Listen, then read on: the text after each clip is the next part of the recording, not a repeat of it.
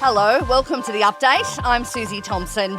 Anti-domestic violence advocates will hold a vigil in Sydney's Martin Place at midday after latest figures show a woman is being murdered every 4 days. Amanda Greeny from Lou's Place says the figures are horrific. Not all of these are domestic and family violence, but however, when we went through and worked our numbers out, we're up to 57. So 57 women have died directly because of domestic or family violence this year.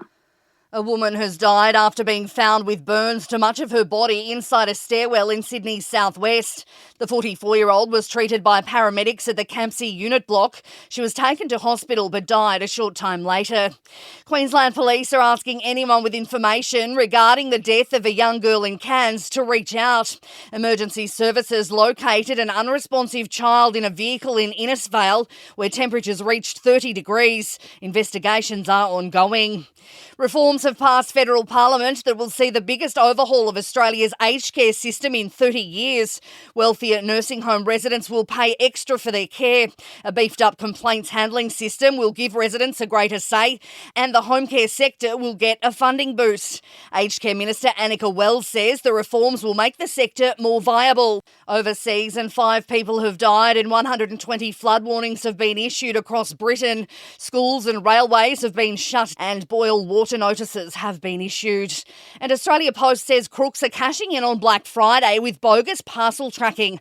They want shoppers to be aware of fake notifications to trick people into sharing personal or financial information. Sport and entertainment are next.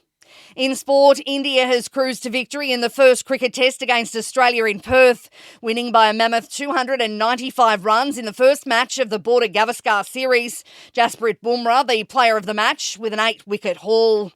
Paris Olympian Matthew Richardson's been banned for life by Cycling Australia.